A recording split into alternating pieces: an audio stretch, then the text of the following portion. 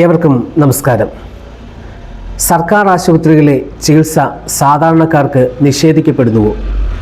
സർക്കാർ ആശുപത്രിയിലെത്തുന്ന സാധാരണക്കാർ കടുത്ത അവഗണന നേരിടുന്നുവോ?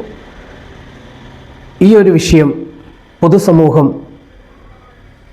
ഒന്നാകെ ഉന്നയിക്കുമ്പോഴാണ് ജനങ്ങളുടെ ശബ്ദമായി മാറിയ ന്യൂസ് എക്സ്പ്രസ് ഈ ഒരു വിഷയം ചർച്ചയ്ക്കായി എത്തിക്കുന്നത്. കട്ടപ്പന ബ്ലോക്ക് പഞ്ചായത്തിൻ്റെ കീഴിൽ 20 ഏക്കറിൽ പ്രവർത്തിക്കുന്ന കട്ടപ്പന താലൂക്ക് ആശുപത്രിയിൽ കഴിഞ്ഞ ദിവസം ഉണ്ടായ 32കാരി യുവതിയുടെ മരണം ചികിത്സാ നിർണയത്തിലെ പിഴവ് മൂലമെന്നും ചികിത്സാ നിർണയത്തിലെ അപാകത മൂലമെന്നും പൊതുസമൂഹം ഒന്നടങ്കം വിശ്വസിക്കുകയും ആരോപിക്കുകയും ചെയ്യുന്നു. രാവിലെ കടുത്ത പനിയുമായി ചികിത്സയ്ക്കെത്തുന്ന യുവതി ആശുപത്രിയിൽ 2 പ്രാവശ്യം ട്രിപ്പിട്ട് അധികൃതർ മടക്കി അയക്കുന്നു. പനി മൂർച്ഛിച്ച് വീണ്ടും വൈകുന്നേരത്തോടെ തിരിച്ചെത്തുന്ന യുവതി 1 മണിയോടെ ഈ ലോകത്തോട് വിട പറയുന്നു. മാതൃത്വത്തിൻ്റെ മാധുര്യം നുകരുന്ന 2 വയസ്സുകാരി അടക്കം അനാഥമായ അവസ്ഥ.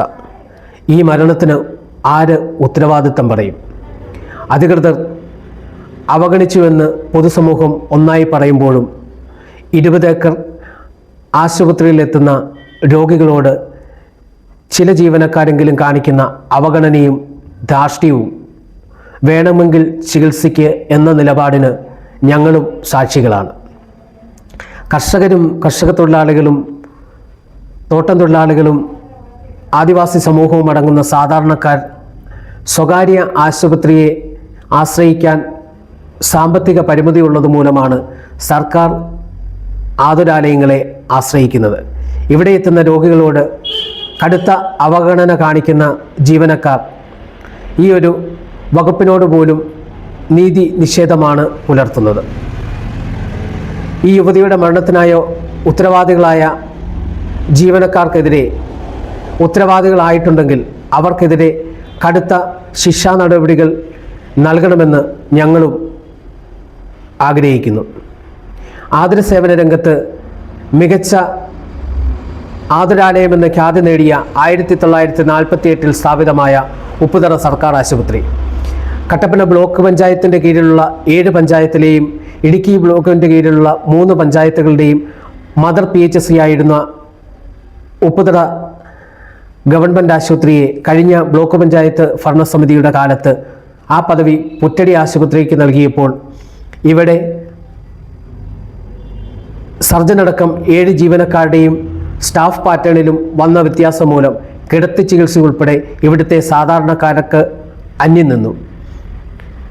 സാധാരണക്കാർ ആശ്രയിക്കുന്ന ഈ ആശുപത്രിയിൽ മാറി വന്ന മെഡിക്കൽ ഓഫീസറുടെ ഇച്ഛാശക്തിയും ദീർഘവീക്ഷണവും അർപ്പിത മനോഭാവവും കൊണ്ട് ആശുപത്രിയുടെ മുഖച്ഛായ മാറ്റിയെടുക്കാൻ സാധിച്ചെങ്കിലും ഇന്നും മതിയായ ജീവനക്കാരും ആശുപത്രിയിൽ ആവശ്യത്തിന് മരുന്നില്ലാത്തതും ഈ ആതുരാലയത്തെ പ്രതിസന്ധിയിലാക്കുന്നു. ആവശ്യത്തിന് മരുന്നില്ലാത്തതുമൂലം ജീവനക്കാരും എത്തുന്ന രോഗികളും തമ്മിൽ നിരന്തരം വാക്കേറ്റം പതിവായിരിക്കുന്നു. 500-ന് മുകളിൽ രോഗികളെത്തുന്ന സാധാരണക്കാരെ ആശ്രയിക്കുന്ന ഈ ആശുപത്രിയെ സർക്കാർ സംവിധാനം ഉണർന്ന് പ്രവർത്തിച്ച് 75ാം വാർഷികം ആഘോഷിക്കാൻ തയ്യാറെടുക്കുന്ന ഈ ആശുപത്രിക്ക് ആവശ്യമായ പരിഗണന നൽകി അവഗണനയിൽ നിന്നും ഈ ആതുരാലയത്തെ സേവനത്തിൻ്റെയും കരുതലിൻ്റെയും ഉത്തരവാദിത്വത്തിൻ്റെയും സ്ഥാപനമാക്കി മാറ്റാൻ അധികൃതർ തയ്യാറാകണമെന്ന് ഞങ്ങളും അഭ്യർത്ഥിക്കുന്നു.